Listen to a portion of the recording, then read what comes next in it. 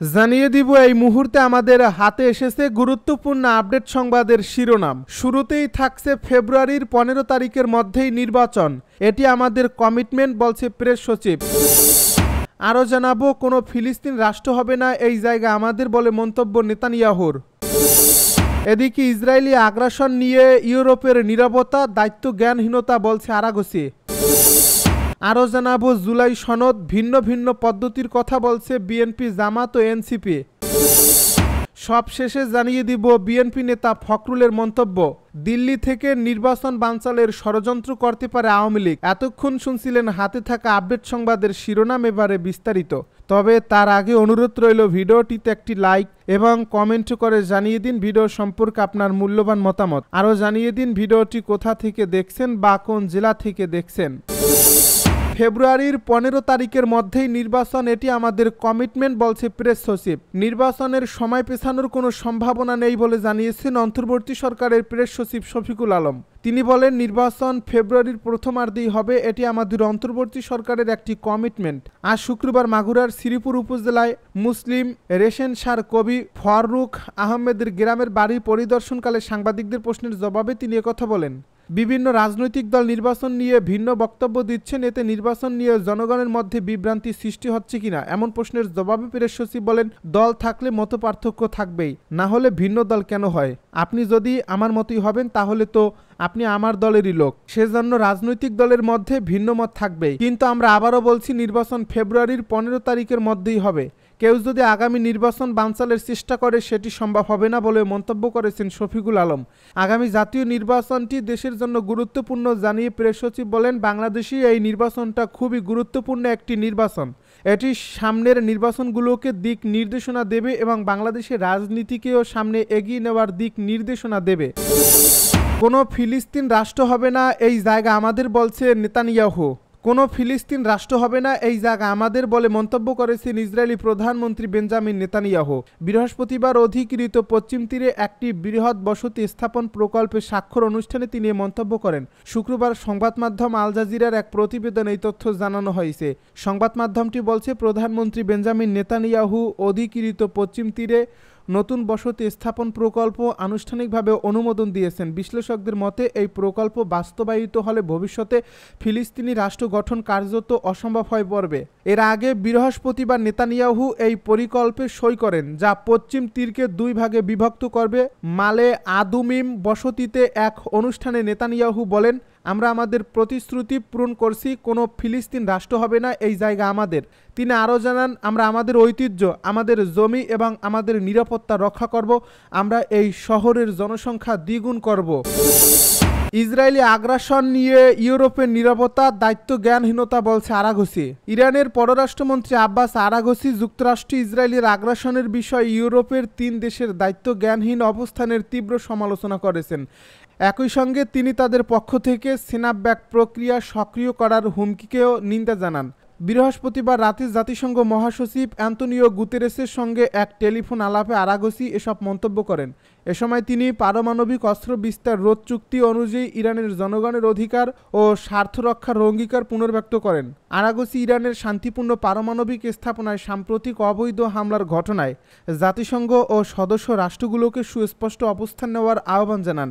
তিনি বলেন, আন্তর্জাতিক সংস্থাগুলোর সঙ্গে ইরানের গঠনমূলক আলোচনায় পারমাণবিক সক্ষমতার বিরুদ্ধে চালানো আগ্রাসনের মুখে দেশটির প্রতিরক্ষামূলক বাধ্যবাধকতা পূরণের জরুরি। আরাগসি জোর দিয়ে বলেন, ইউরোপীয় দেশগুলো ও জাতিসংঘ নিরাপত্তা পরিষদের সদস্যদের উচিত এই কূটনৈতিক অগ্রগতিকে স্বীকৃতি দেওয়া এবং সমর্থন জানানো। টেলিফোন আলাপে তিনি অধিকৃত ফিলিস্তিনের চলমান মানবিক বিপর্যয়ের কথা উল্লেখ করেন। ইসরায়েল কর্তৃপক্ষ সংঘটিত গণহত্যাকে তিনি গভীরভাবে উদ্বেগজনক বৈশ্বিক ইস্যু হিসেবে আখ্যা দেন এবং অবিলম্বে আগ্রাসন বন্ধে আন্তর্জাতিক সম্প্রদায়ের সম্মিলিত দায়িত্বের উপর জোর দেন। গাজার ট্র্যাজেডির সমাধানে জাতিসংঘ সহ বৈশ্বিক শক্তিগুলোকে কার্যকর ভূমিকা রাখতে আহ্বান জানান ইরানি পররাষ্ট্রমন্ত্রী। গাজার ট্র্যাজেডির সমাধানে জাতিসংঘ সহ বৈশ্বিক শক্তিগুলোকে কার্যকর ভূমিকা রাখতে আহ্বান জানান ইরানি পররাষ্ট্রমন্ত্রী। একই সঙ্গে কাতারের বিরুদ্ধে ইসরায়েলের সাম্প্রতিক হামলাকে সন্ত্রাসী তৎপরতা বলে নিন্দা করেন তিনি। জুলাই সনদ ভিন্ন ভিন্ন পদ্ধতির কথা বলছে বিএনপির জামায়াত ও এনসিপি। জুলাই জাতীয় সনদের সংবিধান সংশ্লিষ্ট সংস্কার প্রস্তাব বাস্তবায়নের উপায় নিয়ে জাতীয় ঐকমত্য কমিশনের সঙ্গে রাজনৈতিক দলগুলোর দিনব্যাপী বৈঠকে কোনো সমঝোতা হয়নি। বৃহস্পতিবার ফরেন সার্ভিস একাডেমির দেওয়াল হলে আয়োজিত এই বৈঠকে অংশ নেয় ৩০টি রাজনৈতিক দল। সকাল 11:30 থেকে শুরু হয় মধ্যাহ্নভোজ বিরতির পর সন্ধ্যা পর্যন্ত আলোচনা চলে। তবে বিএনপি, জামায়াতে ইসলামী ও জাতীয় নাগরিক পার্টি নিজেদের অবস্থানে অনড় থাকে। সংবিধান সম্পর্কিত প্রস্তাব বাস্তবায়নে বিএনপি মনে করে আগামী জাতীয় সংসদ ছাড়া কোনো সাংবিধানিক পথ নেই। অন্যদিকে জামায়াতে ইসলামী বলছে রাষ্ট্রপতির বিশেষ আদেশ বা গণভোটের মাধ্যমে নির্বাচনের আগেই এটি কার্যকর করতে হবে। এনসিপি দাবি করছে গণপরিষদ গঠন করে নতুন সংবিধান প্রণয়নের মাধ্যমেই টেকসই বাস্তবায়ন সম্ভব।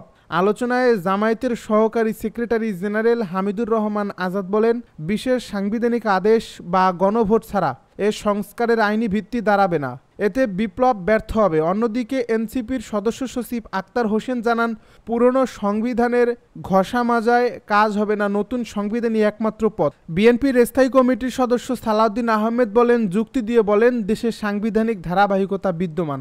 এই অবস্থায় বিশেষ আদেশ বা গণভোট সাংবিধানিকভাবে অগ্রহণযোগ্য।